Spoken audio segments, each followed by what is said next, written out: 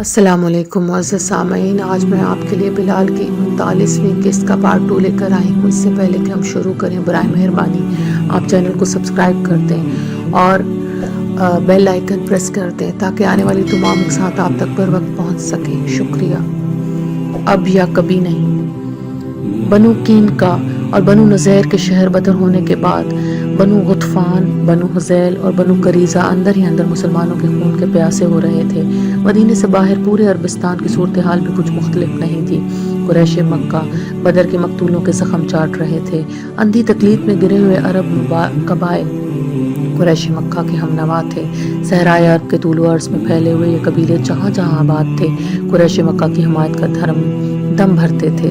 اللہ کے نبی صلی اللہ علیہ وآلہ وسلم کی کامیابیاں اور ان کے لیے مسلمانوں کے جذبہ ایثار اور جان فروشی کی خبریں انہیں بے حال کیے دیتی تھیں۔ مسلمانوں کی جانثاری کا یہ عالم تھا کہ شاید چشم فلک نے کبھی نہیں دیکھا تھا۔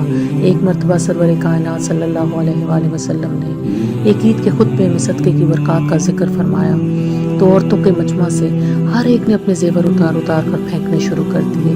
میں دامن پھیلائے بیٹھا تھا اور عورتیں اپنی انگوٹھیاں، کان کی بالیاں، گلے کے ہار میرے دامن میں پھینکتی جاتی تھیں۔ ایسی خبریں سن سن کر دشمنوں کے سینے پر سام لوٹتے تھے۔ وہ سوچتے تھے کہ ایک بے سہارا، بے آسرا یتیم جو مکے سے نہایت قسم پرسی کے عالم میں نکلا تھا، کیسے اتنا اہم ہو گیا کہ تمام صحرائے عرب اس کی عظمت سے لرزاں ہے۔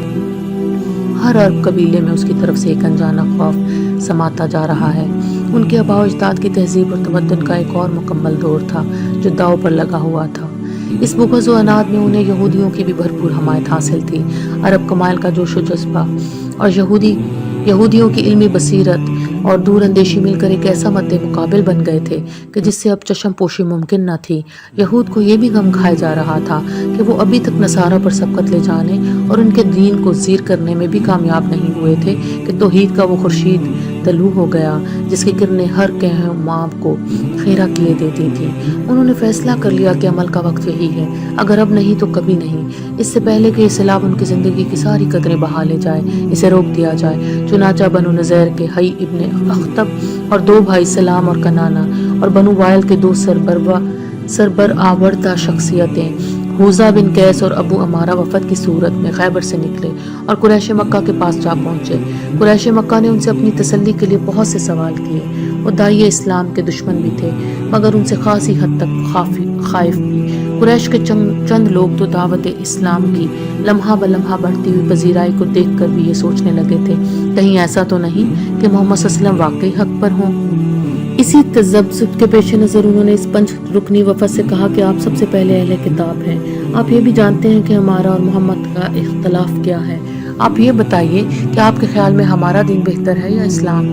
اس پر یہودی وفد نے اپنی تمام دینی تعلیم اور عقائد کو بالائے طاق رکھتے ہوئے یہ جواب دیا کہ قریش کا دین اسلام کے مقابلے میں حق سے قریب تر ہے۔ موحد یہودیوں نے توحید اسلامی پر قریش کی بت پرستی کو حق بجانب کہہ کر جو ستم ڈھایا، اس پر سورہ نساء کی 2 آیتیں نازل ہوئیں جن پر ان پر لعنت بھیجی گئی اور ان کو نار جہنم کی وعید سنائی گئی۔ یہودیوں سے اصولی اتفاق کے بعد ابو سفیان، صفوان اور دیگر اہل قریش یہودی وفد کو خانہ کعبہ کے اندر لے گئے جہاں انہوں نے ایک دوسرے کا آخری وقت تک ساتھ دینے کی قسمیں کھائیں۔ قریش سے خاطر خواہ ملاقات کے بعد حی بن اخطب کے وفد کو بڑی تقویت حاصل ہوئی۔ اس وفد کے اراکین نے فیصلہ کیا کہ اب جب کہ انہیں قریش کی حمایت حاصل ہو چکی ہے، باقی قبائل کی طرف بھی رجوع کیا جائے، ان کی عرب عصبیت ابھاری جائے۔ جس قبیلوں کو داعیان اسلام سے کوئی صدمہ پہنچا ہے ان کے زخم ہرے کیے جائیں، ان پر نبرداشی کر کے اپنے مذموم مقاصد حاصل کیے جائیں۔ چنانچہ یہ وفد فردن ہر اس قبیلے کے پاس پہنچا جن کا کوئی فرد مسلمانوں کے ہاتھوں مارا گیا تھا یا جسے مسلمانوں سے کسی قسم کی رنجش تھی۔ انہیں شہ دی، اپنی بھرپور حمایت کا یقین دلایا، انہیں بتایا کہ قریش مکہ بھی ان کی معاونت کریں گے۔ ان کے سامنے ان کی بت پرستی کی توصیف میں زمین و آسمان کے کلابے بھی ملائے۔ بنی اسد فوراً رضامند ہو گئے۔ بنو غطفان سے یہ وعدہ کیا گیا کہ اگر وہ مشترکہ جنگ میں قریش کے ساتھ دیں تو انہیں خیبر کی کھجوروں کے فصل کا نصف حصہ دیا جائے گا۔ اس طرح بنو غطفان کے ذیلی قبیلوں یعنی فزارہ، مرہ اور اشجع سے 2000 کی نفری ہمارے دشمنوں کے ساتھ شامل ہو گئی۔ بنو سلیم سے یہودی 700 افراد حاصل کرنے میں کامیاب ہو گئے۔ بنو سلیم کی بستیوں سے جنوب میں بسنے والے قبائل میں بنو عامر رسول اللہ صلی اللہ علیہ وسلم سے اپنے معاہدے پر قائم رہے اور یہودی وفد کی کسی چال میں نہ آئے۔ قریش کے اپنے جنگجو 4000 تھے۔ یہ طے پایا کہ قریش اور ان کے جنوب میں بسنے والے حلیف مکے سے سمندر کے کنارے کنارے چل کر مدینہ پہنچیں گے۔ یہ وہی راستہ تھا جس پر چل کر وہ جنگ احد کے لیے آئے تھے۔ دشمنوں کی فوج کے دوسرے حصے کو بخد کے میدانی علاقے کی طرف سے چل کر مدینے کے مشرقی سمت سے حملہ آور ہونا تھا۔ ہمارے دشمنوں کو یقین تھا کہ جب احد میں مسلمان 3000 سپاہیوں کے سامنے نہ ٹھہر سکے تو اب تو ان کی تعداد اس سے 3 گنا زیادہ تقریباً 10,000 ہوگی۔ اب مسلمانوں کے بچ نکلنے کا کیا امکان ہے؟ غرض یہ کہ یہود قریش کی باہمی سازش نے سارے عربستان میں مسلمانوں کے خلاف ایک ایسا طوفان بھڑکا دیا تھا جو اسلام کے خلاف ایک برق بلا بن کر ٹوٹ پڑنے کے لیے بے قرار تھا، جس سے ہم پوری طرح باخبر تھے۔